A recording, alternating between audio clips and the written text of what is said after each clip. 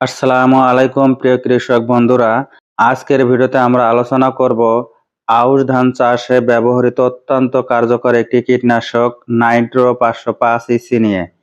এই কীটনাশকটি কি, কিভাবে কাজ করে, কখন দিতে হয়, কতটুকু দিতে হয় এবং ব্যবহারের সময় কি সতর্কতা নিতে হবে, সবকিছু আজকে বিস্তারিত আলোচনা করব। তাই ভিডিওটি শেষ পর্যন্ত দেখুন। বন্ধুরা, প্রথমেই জানি এই কীটনাশকটা আসলে কি।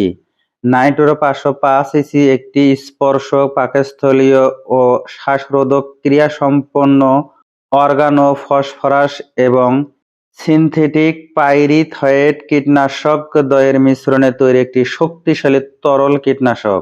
এর প্রতি লিটারে 500 গ্রাম ক্লোরপাইরিফস এবং 50 গ্রাম সাইপারমেথ্রিন সক্রিয় রয়েছে। সহজ কথায় বলে, এটি দুটি শক্তিশালী কীটনাশকের সমন্বয়ে তৈরি একটি মিশ্রিত ওষুধ।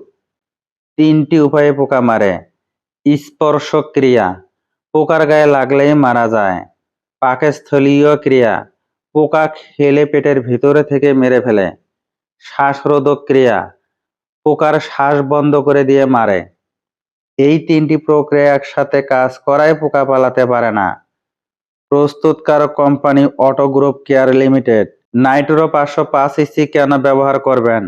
বন্ধুরা, বাজারে অনেক কীটনাশক আছে, তাহলে নাইট্রো কেন বেছে নেবেন?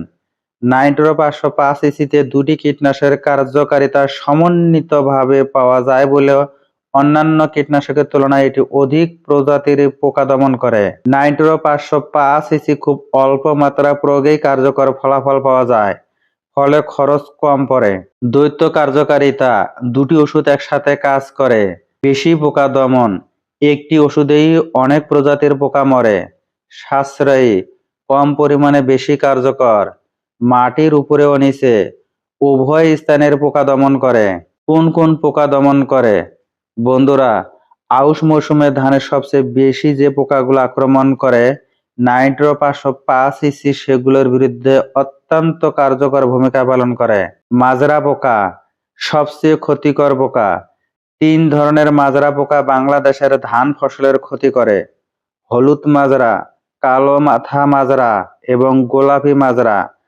মাজরা পোকার কীড়াগুলো কাণ্ডের ভিতর থেকে খাওয়া শুরু করে এবং ধীরে ধীরে গাছের ডিগ পাতায় গোড়া কেটে ফেলে, ফলে ডিগ পাতায় মারা যায়। একে মরা ডিগ বা ডেড হার্ট বলে। চেনার উপায়: টান দিলে ডিগ পাতা সহজে উঠে আসে, কাণ্ডে ছিদ্র ও পোকার মল দেখা যায়। কখন ওষুধ দেবেন?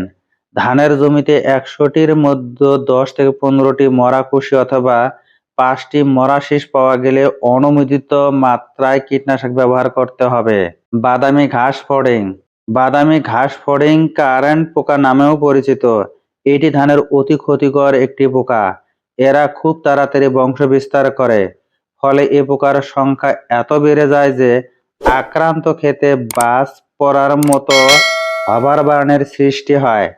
আক্রান্ত গাছগুলো প্রথমে হলদে হয় এবং পরে শুকিয়ে মারা যায়। চেনার উপায়: গাছের গোড়ায় ছোট ছোট বাদামি রঙের পোকা দেখা যায়, মাঠে গোলাকার আকারে গাছ পুড়ে যাওয়ার মতো মরে যায়। কখন ওষুধ দেবেন?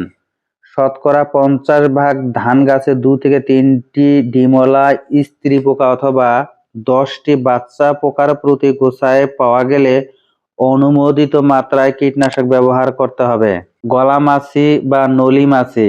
ধানের চারা অবস্থায় থেকে যদি গলা মাছির আক্রমণ শুরু হয়, তাহলে কায়স্থর অবস্থায় আসা পর্যন্ত সময় এ পোকা কয়েকবার জীবনচক্র সম্পন্ন করতে পারে। চেনার উপায়: আক্রান্ত গাছের পিঁয়াজ পাতার মতো সিলিন্ডার আকারের পাতা দেখা যায়।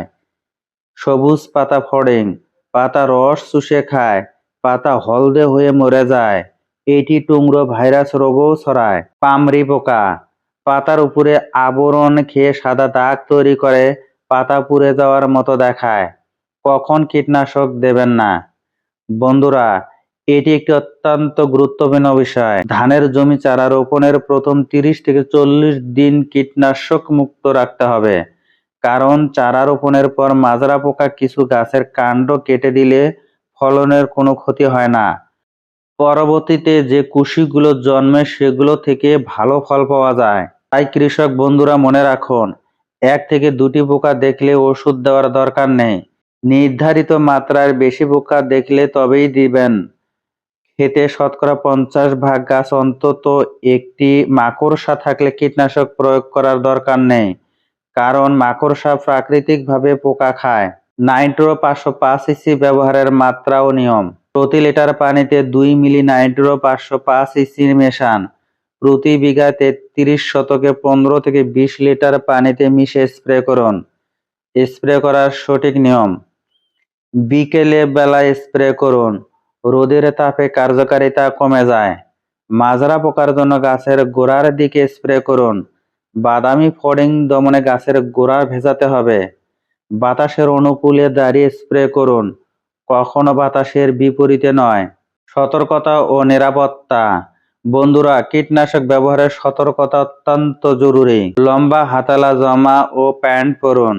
কাজের পর সাবান দিয়ে ভালোভাবে হাত ধুয়ে নিন। কাজের সময় খাওয়া দাওয়া করবেন না। আউশ ধানে কীটনাশক ব্যবহারের সময়সূচি: 0 থেকে 30 দিন পর্যন্ত চারার বয়স হলে কীটনাশক দেওয়ার দরকার নেই। জমি পর্যবেক্ষণ করুন। 30 থেকে 45 দিন চারার বয়স হলে মাজরা পোকা বা ফড়িং আক্রমণ হলে স্প্রে করুন। 45 থেকে 60 দিন চারার বয়স হলে পোকা মাত্রা দেখে সিদ্ধান্ত নিন। থোর আসার আগে প্রয়োজনে শেষ স্প্রে করুন। ফুল ফোটার সময় কোনো কীটনাশক দেবেন না। একই কীটনাশক বারবার ব্যবহার করবেন না, পোকা প্রতিরোধী হয়ে উঠতে পারে। মাঝে মাঝে অন্য গ্রুপের ওষুধ ব্যবহার করুন। স্প্রে করার আগে অবশ্যই জমি ভালোভাবে পর্যবেক্ষণ করুন। কৃষকেরা সাধারণত গড়ে 3 বার কীটনাশক প্রয়োগ করেন। এতে উৎপাদন খরচ বাড়ে এবং পরিবেশেরও ক্ষতি হয়। তাই প্রয়োজন ছাড়া ব্যবহার করবেন না। কীটনাশক কেনার সময় মেয়াদ দেখে কিনুন এবং অনুমোদিত ডিলারের কাছ থেকে কিনুন। তো বন্ধুরা, এই ছিল আউশ ধানে নাইট্রো 505 ইসি কীটনাশকের সম্পূর্ণ গাইড। মনে রাখবেন, সঠিক সময়ে সঠিক মাত্রায় সঠিক নিয়মে কীটনাশক ব্যবহার করলে একদিকে যেমন ফলন বাড়ে, অন্যদিকে খরচও কমে এবং পরিবেশও ভালো থাকবে। আল্লাহ হাফেজ। ভিডিওটি দেখে যদি বিন্দু পরিমাণ উপকারে আসে, ভিডিওটি অন্যদের মাঝে শেয়ার করে দিবেন। ধন্যবাদ।